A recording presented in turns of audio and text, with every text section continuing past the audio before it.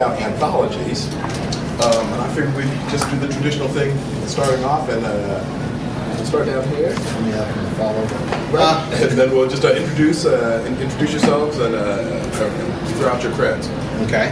My name's Bobby Nash. I write all kinds of stuff. I do a lot of anthology work for a variety of publishers. A few of them are here. Multiple genres. So that's me. I am Jason Sizemore.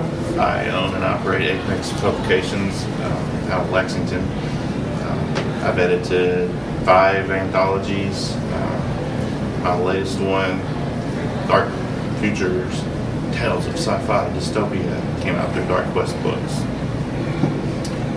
My name is Maurice Broadus. Actually, I'm one of Jason's editors, and through Apex I did the anthology Dark Faith, and in the process of gearing up for a second run at the Dark Faith. And other than that, I just appear in a bunch of anthologies. I have a couple dozen short stories coming out, who have come out and are coming out over the next year. I'm Alan Gilbert. I'm a principal at Curlight Publishing. We've done challenge anthologies for years. Our biggest hits are Lawyers in Hell, Dreams of Steam, and numerous others. I also write the Game of Vampire series and the John Mystery series. My name is Lee Martindale. I'm primarily a short story slinger as a writer.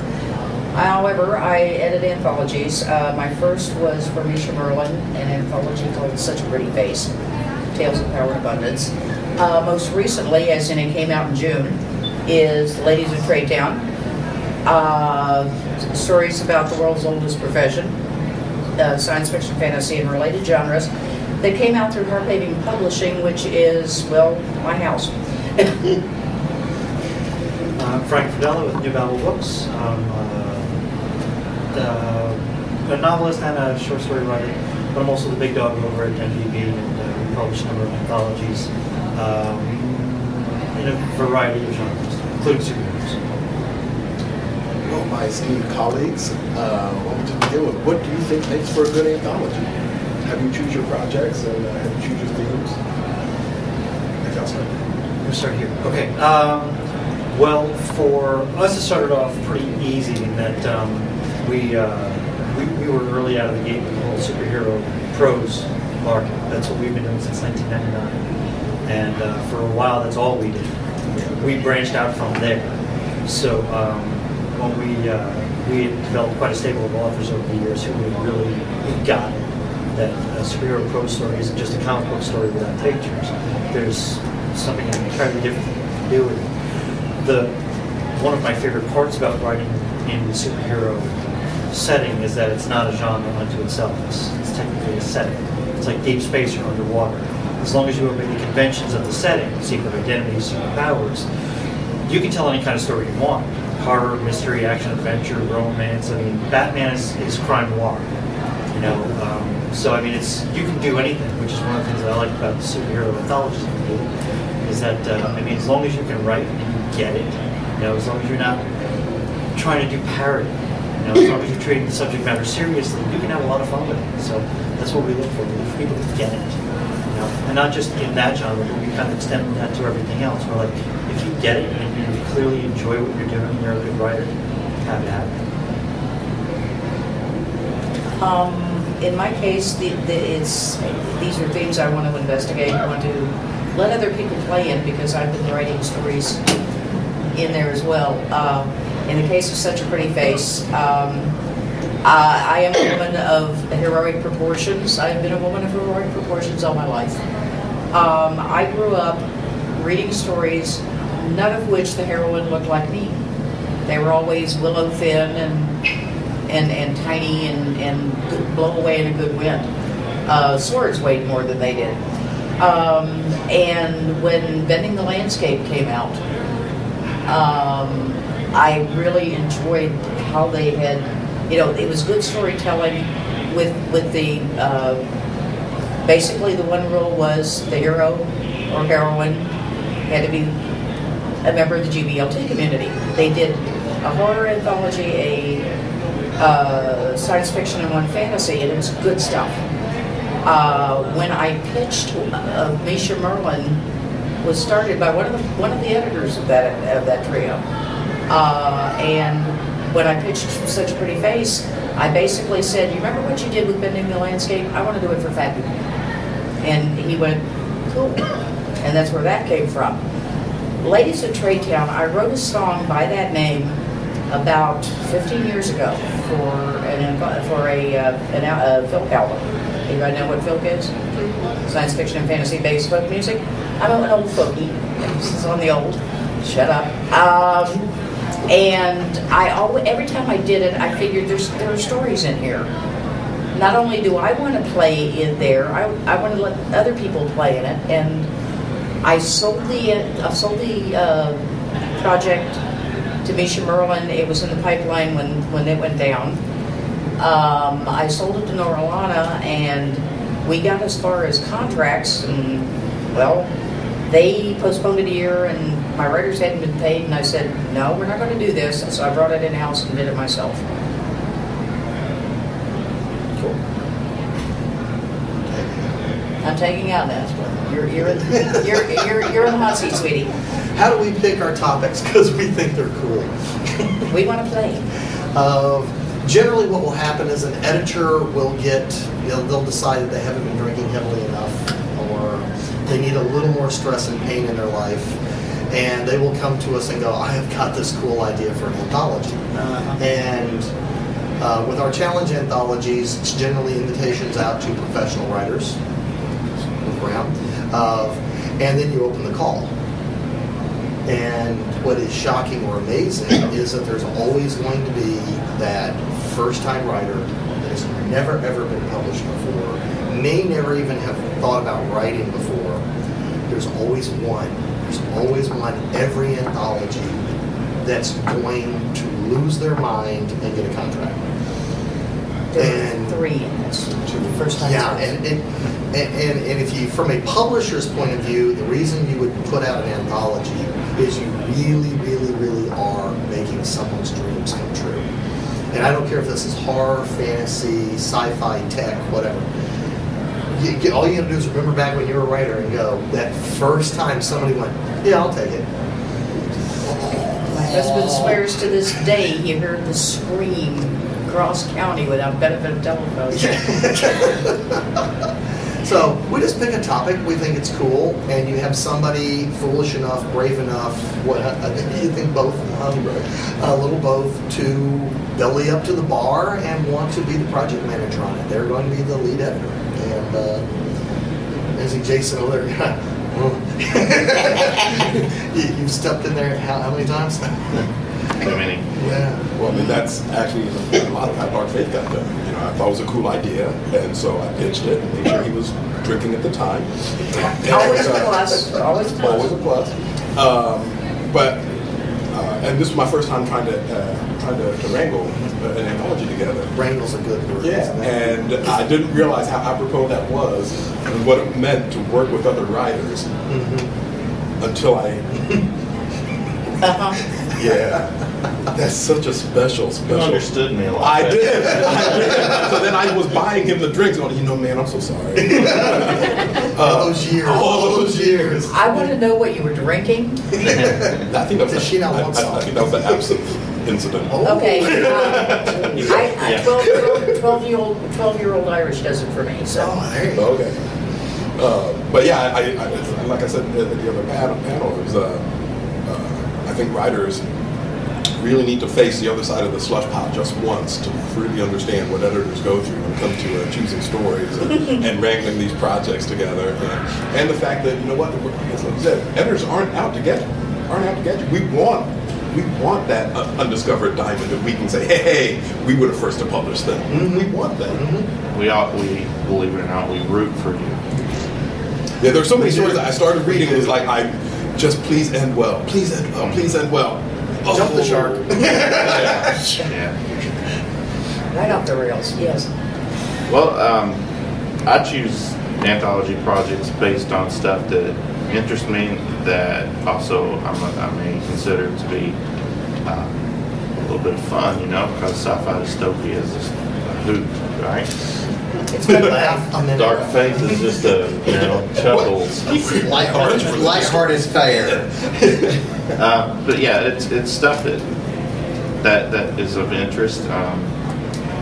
Also, part of what draws me is I consider the roster I may get for the book and the type of people I want to work with.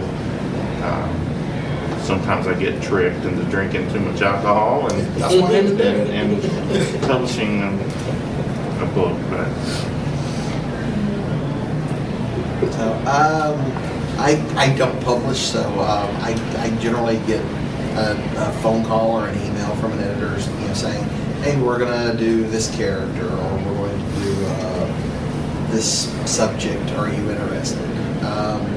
And then a lot of times, most of the time, it's like, "Sure, that sounds interesting," or sometimes it's, "Wow, I've never thought I'd want to write a Western. Sure, why not? It's a challenge. I've never done it. Let me try."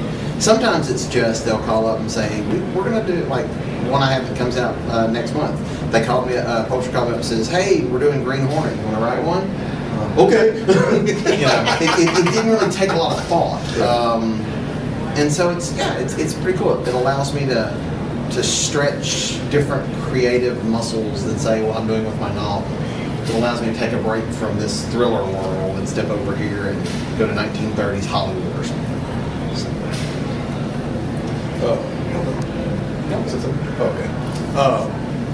One of the things I was thinking about was, I've been talking to a lot of publishers lately about how they put together their anthologies and everything, and I've been curious about this whole balance of, because we have these themes that interest us, but when all said and done, we still have profit to be made. How do you balance the whole? I know you were talking about open submissions versus closed submissions. How do you balance like that, and then the whole pursuing names to put into your anthologies? Damn, that's a tough question. You want to start with me? Start with him, I'm thinking. Well, I think that to my benefit, I was an author for many years before I became a publisher. So we'd be doing shows like this, and I'd be in the trenches, 14 hours a day like everybody else. And you're sitting next to other authors, and you get to know other people's work. You get to know other authors. You know who's out there. You know who is an aggressive self-promoter. You know people who have a right to be. And like after a while, it's like when I finally became a publisher and we started to expand our library, I was like, I know what I wanted. I knew what I wanted on my team. It was like playing dodgeball at that point. It's like, you want the people who can, throw the hardest and, and most accurate, who knew how to write something that an audience would buy. Because I've said this on every panel I've been on so far, we are not only in the business of publishing books, we're in the business of marketing books. And if you can't bring on something that you can market effectively, don't take it on, because it's just a money loser. There's no point. Not if you're going to run a business. I've said this all along. I'm a mercenary. I want to make a little money. Well, first I want to get paid back because I financed this thing out of my own pocket. It was a rescue. I want to see my writer. There is nothing more satisfying to me than writing a royalty check for an anthology that's paid out. Right now, I'm batting 1 for 1. Such a Pretty Face against all odds, and most anthologies don't pay out. Such a Pretty Face paid out. I paid royalties for 3 years, right up until the time Misha Berlin went belly up. So I want to maintain that record. 2 for 2 would be good. I like you. There are writers that I work with. I do a lot of cons. I work with a lot of writers. I know who, there are writers that I know I work with, like, One Mind. There are writers that I wouldn't be touched with a 10-foot pole. There are writers whose work I absolutely adore, but they are a nightmare to work with.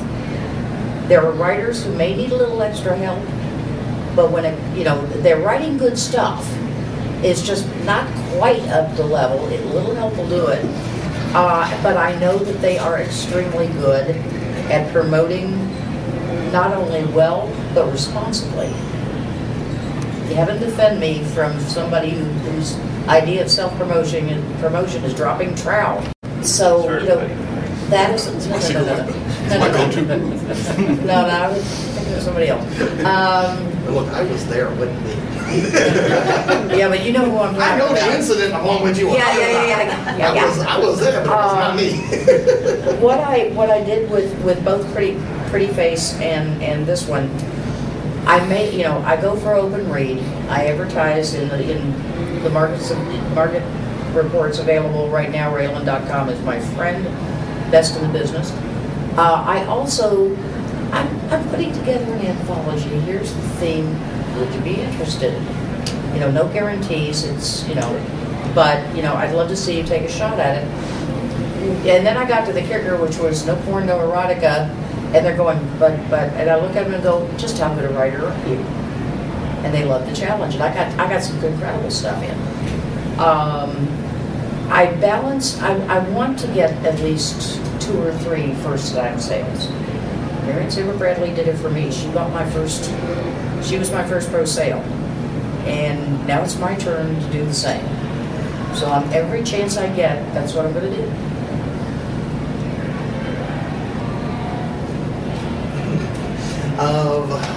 I'll pick on our latest one. We're in the process of putting on Dreams of Steam 2. We have a newsletter. We have cons. We have friends. Basically, we have post. friends? Well, you go to the cons, you talk, you meet, you schmooze. We put out an open call. We put it up, post up on the website. We put it on the newsletter.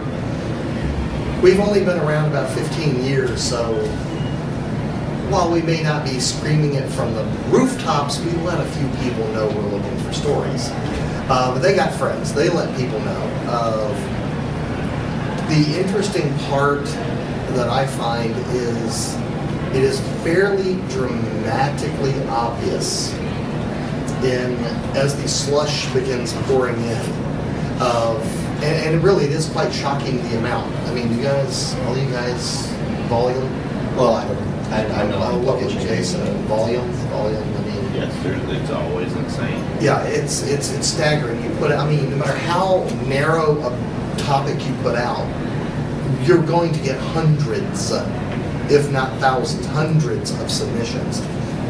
And I really have to wonder if anybody, you can always tell the pros. The pros read the guidelines. 200 submissions come in that day. 25 read the guidelines. 3/4 are going to get an email. Thank you for your submission. This was not what we were looking for. Have a nice day. And just, guys, if you can, be someone on top of it. And that's probably my rant for anthologies is just when they come in, and it is, and again, of course it's a business, and it's always fun if you get a big name, if you get a Lee, Jason, you get somebody that you've met, and it's a lot of fun because you actually get to see what they do. Because they're in the same competition as Tina. We actually had one writer in one anthology. Her mommy had to sign her first contract. Correct. 3 years later, she walked off with a follow-up to that story in another of our challenge anthologies. She walked off with a Southern Writer of the Year, Daryl Award. And you discovered that small, petite young woman like you can't actually teleport. I think I was in the audience. I think you were.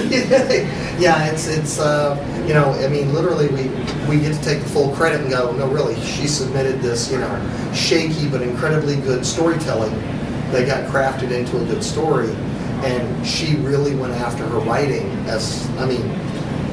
really went after her writing for 3 years. And 3 years later, another anthology later, for Best Short Story of the Year, the Daryl Award. Now, the Daryl Award may be a regional award, but you got to consider who you're up against. It's quality stuff. Everybody lives in this area, and it's to have a young lady like that walk off with that kind of a win. It's like, ooh, that's the power of an anthology, because now you can't wait to see what else she's going to do. I love seeing the new writers going along with that. I just like to hear them squeal. I love that happy squeal that comes with an acceptance letter. Yeah. You can hear it even though they're, across the country. You know there's a squeal. You know there's a squeal. Male, female, Doesn't old, matter. young, it doesn't matter. It's high pitched, and you've made somebody's day and maybe got somebody started, and it feels damn good. Yeah, I still squeal. Yeah, me too. Actually, the way Dark Faith runs is a partner. His name's Jerry Gordon, and so I'll handle like the names or the closed invite list of people, and then he's the one who handles the slush. And I was thinking, because when you were saying the hundreds and hundreds of stories that come in, that ratio tends to run about like one story out of 100 tends to be right there on point, right there, really automatically shortlisted, which leaves 99 out of 100 that he has to wade through. And, and again, it's people who didn't read the guidelines, people who were just, it's an open anthology, here's what I got. And you do get, so it's like that day one, you're like, always regret day one. Day one is always that day. Yeah. You're like, all right. And why is it the first envelope is always the worst in the pile? Because it's like they're waiting for to open up, and here goes my trunk story that I couldn't sell anywhere else. Yeah, Exactly. It's written on a bed sheet in crayon. You're like, oh. I literally, the first submission that came in for Pretty Face, the guy had legitimately, the guy had run the story through and changed all references to small to say fat. Yeah. That's as far as he went because we had a fat willowy something. And I'm going, no. But yeah, the first day is Nightmare City. Well, it depends. If I'm looking at it from Would you being do closed invite or do you slush? I do open for projects of my own, and then stuff I'm publishing, I usually let the editor pick. For me, I try to put about half the authors that are in the anthology, people that I want to work with, that I may have worked with in the past, people I want to give an opportunity to, so I'll just straight out invite them. And then sometimes that means extra work getting their stories ready, maybe, but it's just part of the fun or challenge of getting new talent. Now, from a publishing perspective, I had to look at it more from a financial angle, so I had to have several names in it, and so you got to be able to sell it. And then usually I'll offer up some people that I think would be good in the anthology, and maybe send a couple of stories that I've read in the past to the editors, and then from there they pretty much have free reign. Yeah, I'm not a publisher, but earlier this year, Sean Taylor, another writer who's here, and I, for two different publishers, one of them being New Battle Books, we kind of spearheaded a couple of anthologies where we created it.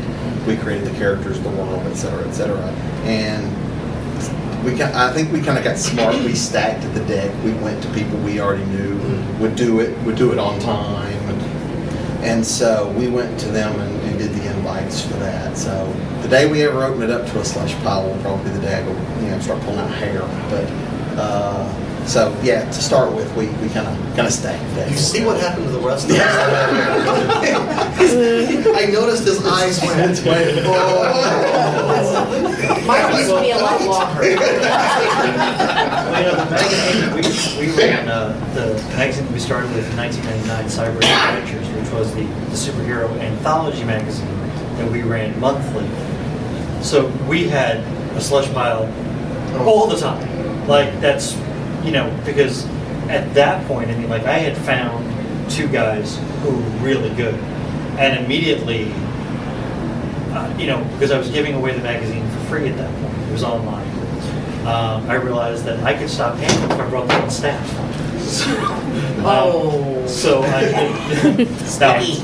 Well, I did actually. Sean Taylor was one of them, and Yeah. Tom Waltz is the other. Tom Waltz now is senior editor at IDW, and Tom will tell you that he got that job because of his work on Savage Adventures. But we had that slush pile going all the time, and the three of us would just kind of trade off on like who was going to be the first reader that month, and then we had like a chain of submissions. We're like, if Tom liked it enough, he'd pass it up to Sean. If Sean thought it was good enough for the magazine, he'd kick it over to me, and I had 5%. And so we kind of took turns with that. But I mean, we always had a slush pile going because at the time, it wasn't like, if I say, who are the best horror writers out there right now, I mean, you've got a mental list. If I ask you who the best superhero fiction writers are, in 1999, you didn't know. Yeah. You know what I mean? Like, we were building the list. So, I mean, that's what you just didn't know you had to read everything. Now, since all you guys are writers as well as publishers and editors, I'm assuming it's easy to get so caught up in the slush pile that at one point you have to go, oh crap, I gotta go write something. I mean, how do you balance it? I mean, is it just practice, or is it like anything else, just you learn by doing? I can compartmentalize like crazy. The mail comes in about 2 o'clock. And during the reading period, they were coming in on the average of 2 a day. There were spurts. The last week, my mailman hated me. But I would work on my own stuff until, I get started fairly early. I'd work on my own stuff until the mail came. And then I'd read what came in. I had a 24-hour turnaround on the first round of rejections. And I did the same. I did the same thing with Pretty Face. So it basically is a balancing act. There were, as things got closer to, ending, my own things suffered. But I had stuff in the pipeline, so my name was still out there. I finally got back to concentrated writing after the book launch. And I'm back to going, who are these people? They looks like my writing, but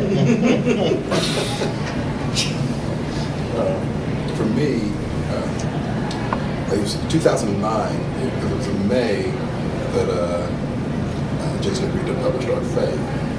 However, in April, I'd been sending out a novel, and a publisher said they wanted this novel of mine. And so we signed that agreement, but they said, hey, we need you to add 30,000 words to this novel before we buy it. And we need that in August. And then we need book 2 completed by December 1st. So you stopped sleeping. And this anthology was due, I signed it in May, and it was due December 1st. The stupid publisher is such an ass. Right. Give you an extra month or two. Maurice, you don't have a social life, do you? I don't have a job now. Because that had to come from somewhere. And eventually my boss was like, all right, you haven't been here for months now. We'll just make it official. So I did end up losing my job over it. But even still, even if you cut out that part of my day, the last half of 2009 was just a blur of words. And it's like, I remember, having a wife and kids. And so I saw them in there somewhere. But other than that, it was just all words. There were some short people running around. Right, running around. And I'm like, shush, shush, shush. Me personally, I really try to finish anything I have on the table before I get to my involvement with the pile. I said I try. Oh, okay. Because there's always the kickback, the callback, this was exactly what we told you to write. However, we'd like it to have this little edge to it, or could you bump up this character, or we don't like that character. So, I go through the same pain as every other writer. But I really do make a concerted effort to just sit down at I affectionately refer to it as the desk of endless task.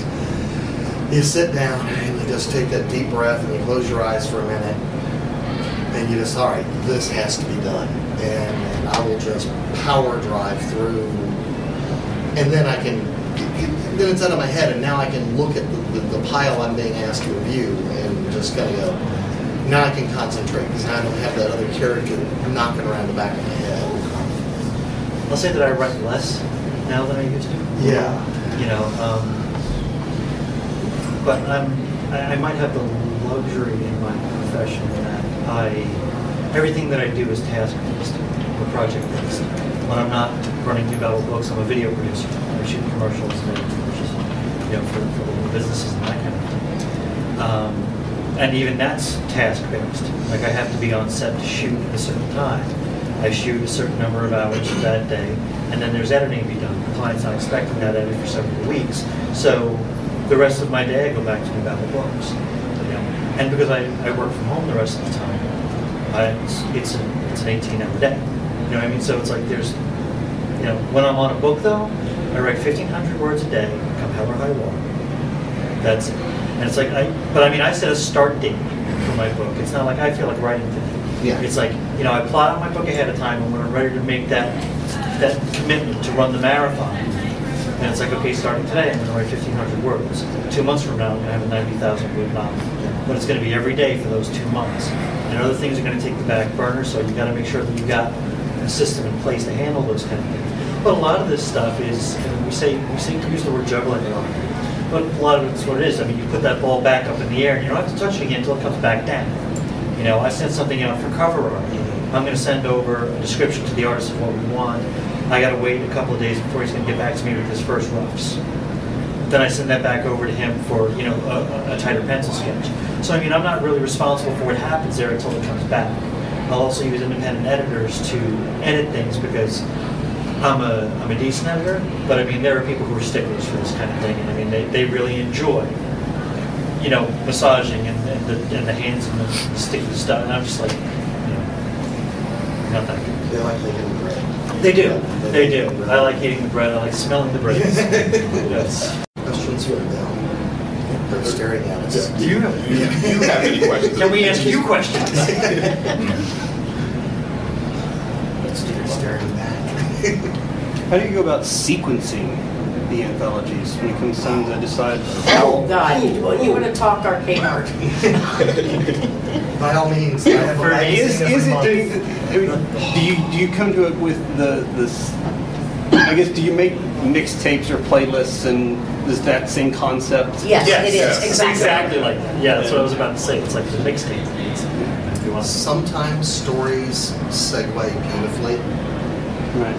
The horrible thing as an editor is when you have the shiniest, prettiest, sparkliest story in the whole submission pile that absolutely does not play well with anybody else in the pile. Right. And you're like, what do That I is do the with you? heartbreaker to Right. write.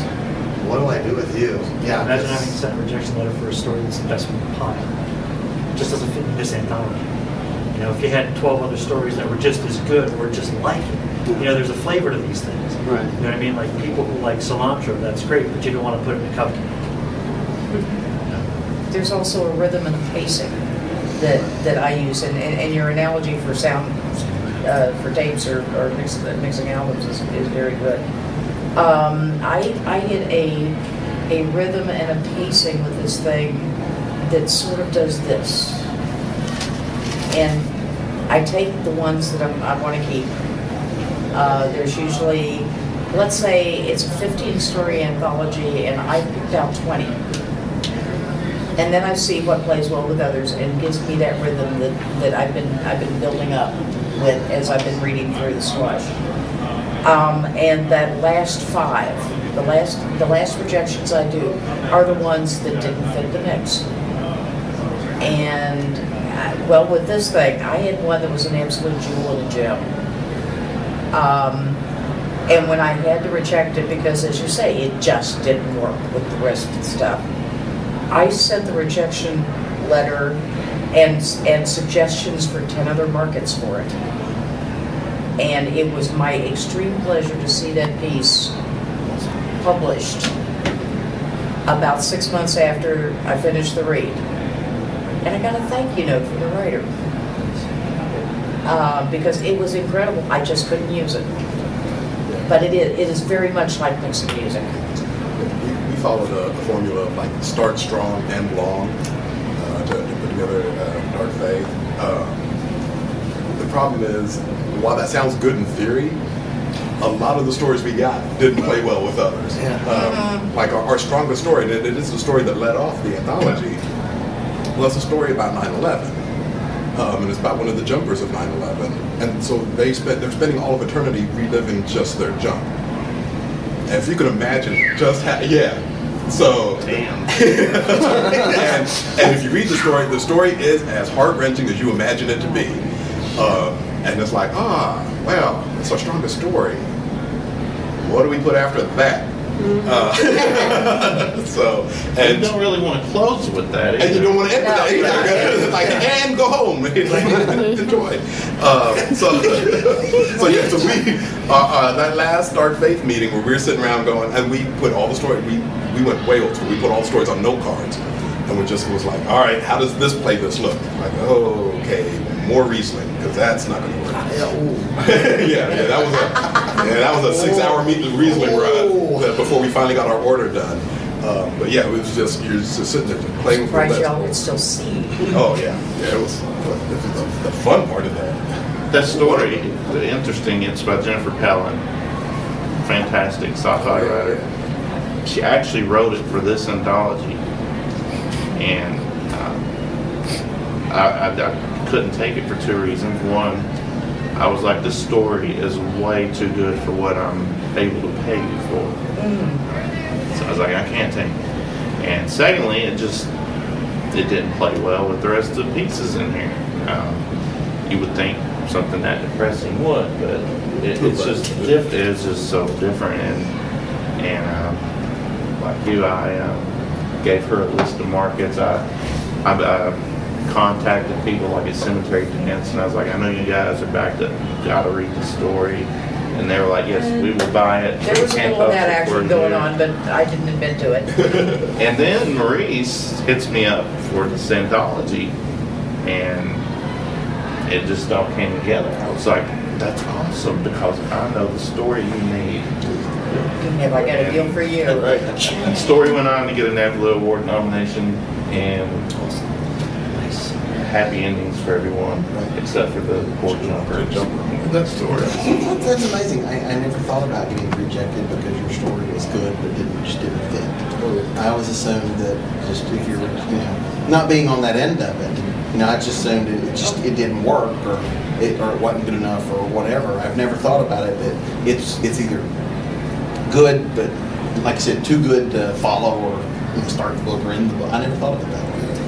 There's also the other thing to consider, that like if your work gets rejected for an anthology, it might simply because it's too similar to another story that we've already accepted. Like, it's great. Yeah. It's great. We've got one just like it. Yeah, especially if you're doing. Now I know because I'm with if you do stuff with characters that are like I did the Green Hornet anthology. We had to turn in plots, and I know that they went back to several writers and go, "We love your plot, however, this guy beat you to the punch with your idea." And so I know there was a lot of that. This is one reason why I didn't do any accepting. I do them all at once.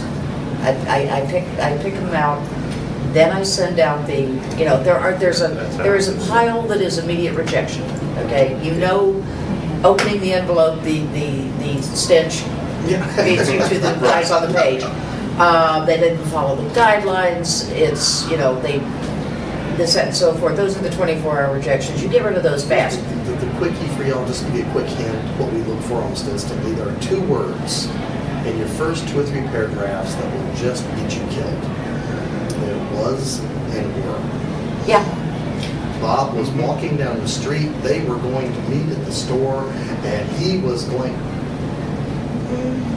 Yeah. It's so painful, and it doesn't matter how good a storyteller you are. You gave us nothing. Actually, that's one of my tips to new writers, because new writers always screw this up, is overuse of passive voice. But when once I get down to the final 20, let's say for a 15-story anthology, once I've made my picks, the acceptances go out. Of the 5 that didn't make it, I email and say, I'd like to hold your story for a little longer in case somebody falls through. Because people are known to say, I really don't like that contract. And where they get pissed off about the edits. Or they get pissed off about the edits. And most of the time, I've only had one pull one out because they had a hot lead for, submitting it elsewhere, at which point I said, go with my blessing. Right. I will send out the acceptances all at once. And in some cases, it has been a case, as you say, 2 stories, similar things. From a purely practical standpoint, if one of them is a new name, and one is somebody who's got a following and work that I like, if of identical quality, the one whose name on the cover is going to get the slot. And I hate doing it. I hate it when it happens to me, but I got to be practical. I got writers to pay. And let's face it, I'm a mercenary. I admit to it. Yeah. And that's actually the model I'm trying to follow for Dark Faith 2, which is wait till the end after I've gotten all of my submissions and then narrow it down from there. Unless it's what's happened so far. Every now and then you get one of those stories, it's like, all right, I need to just go ahead and buy you now. Good. Yeah, sometimes you don't want them to slip out of your hand. Right. Because as a pretty decent, this topic really, it's always decent. But he wrote the story. You could tell he wrote it just for Dark Faith 2, and it's a story about a guy who's subletting an apartment in God's brain. And I'm like, Whoa. I don't know what you did there, but it's. I must have That's that. an elevator pitch. Right? Yeah, exactly. It is. That's an elevator pitch right I'm there. like, That's a book. and he wrote that story to death, and I'm like, I'm not taking any chances. Mine. Mine. And in fact, that's what I did when he handed me Jen Palin's story, and we had it so that because I'm a writer. I know editors will hold on to your stories forever, so go ahead and send your stuff other places. But with Jen's story, I was like, nope, mine. And I'm like, I'm sending it now, and I knew it was over at Cemetery Dance too, because I talked to those editors, and so I know who's got what, and I'm like, no, I'm not taking any chances. Mine. There are those stories, and when you start buying those stories, that also helps in my head shape what future stories because I'm going to start slotting them accordingly. It's like, well, now that I got Jen Penguin's story, something has to come after it. Or now that I got Pitt's story, it's like, whoa, wow, something's got to come after this now. So, Oh, Lord, this is going to be a tough act to follow. exactly. And if you're lucky, you get one. If you're lucky, you get one. It's too quiet out there, gang. Yeah, questions, please. What is the hottest type of anthology that's coming out? What is it? Horror, the fantasy? Any one of them from New Babel Books, I think, is the hottest. Is Someone else speaking to that punch there, how many guys? Is there a trend in what you're looking for? The problem with trying to trend, which is basically what you're asking about, is by the time something starts to trend and is getting popular, You're too late. you're too late. Something else If you is in the haven't, way, if you yeah. haven't, if you're not in final edit by the time that happens, it's going to be too late. I really thought that zombies would be open by now, but they just won't die. I keep hoping. Okay, where is that? That was a nice little subtle one. Can I get it now? Do I have to wait? Convinced me. Everybody turn that this way. was a topic. I literally had an editor over, we're 2 years ago now, literally have to explain to me exactly what she wanted, exactly why she wanted to do this call, exactly why. And her evidence, in my eyes, was about as flimsy as it could get, but I trusted the editor. Okay, go ahead and do it. Go ahead. What? This is, people are reading what? I don't get this. Dragon Con last year, everybody was dressed as what? What was that called? Steampunk. Steampunk? Oh yeah, it's when goths discover brown in gadgets. And corsets. Don't forget the corsets. It's impossible to forget the corsets. You've I seen me assure in mine, you. haven't you? It's and it just, but it was a year. I mean, her vision was a year before the mass sales of corsets began, and the gadgetry and the guns, and League of Extraordinary Gentlemen was already out, but Sherlock Holmes hadn't come out yet because. And let me tell you, the movie is not a good guess because the movie may signal the end. Right. Yeah. The movie may be, and we're done now. She just got her timing and had her She topic. hit the wave. She And got it she, right at the right point. I mean, just on. Sometimes it happens, and sometimes really you don't want to be looking for the trend. If you, I'll pick on something like Dark Faith. If you have something you really strongly believe in, this might be the trend. Yeah, they're creating a trend. Right. I mean, my advice to any writer or anybody interested in this kind of business is the advice I took myself when I started to write. It's what my first book sale was. So I wrote the book I most wanted to read. And everything else kind of fell into place for me from there. If you spend your Some life, themes are classic. Yeah. I mean, prostitution. It's like the Book of Common Prayer. Always has been, is now, and always shall be. You put it up on dragons. Gee. There's Arthurian takes. You put out King Arthur. You put out the Heroes of Hell series from Janet Morris. I mean, it's a 20-year-old series. It's it's kind of There are classics. they're just things you hit. But really, I think it's I really don't think it's a trend. I think it really is going to come down to the quality. If you've got the quality and you've got the proper people involved in the project, you can honestly start a trend. Goodness, how many people do you have in Dark Faith? 30. So that's 20 Oh, sorry, writers. 31. 31.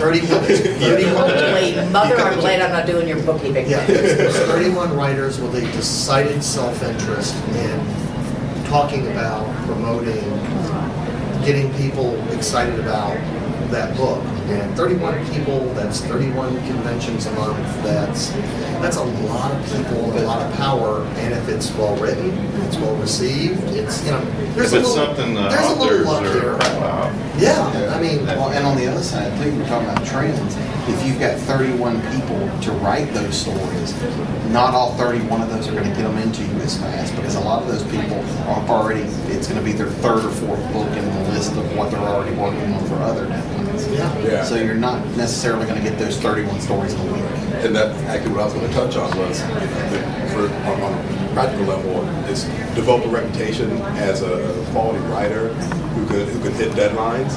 Because so the steampunk thing hit, and there are a lot of people crying because they're like, oh, I meant to get that story in. right. Well, I'm hearing that on this one. Gene Raby was putting together an anthology of steampunk romance stories. Now, she and I developed a friendship at different conventions and everything. She's like, hey, Maurice, do you write steampunk romance stories? And I'm like, see my resume? But she's like, yeah, I pay professional rates. And I'm like, and yeah, I am the steampunk romance Yeah. I've not, but I'm willing to try. I'm all about Victoria, man. Victoria. When's my deadline? And that's what it was. She wanted to hit that pen, but she needed writers who were dependable, who could turn in good work, and I had that reputation. So she came to me, and I delivered her story. I gotta say, for the longest time, anytime somebody invited me to an anthology, I wrote whatever they wanted. I was just happy to be invited. I was just happy to be at the show, man. Yeah. Like, no, seriously, Yeah. like I got invited to do an anthology, which I did. The subject matter was Victorian lesbian fairy erotica. And I was like, I'm none of those things, but I'll give it a shot. It worked out. It turned out okay. I was actually proud of that story. Yeah. Wow. Man, that was a good time. Was that circlet?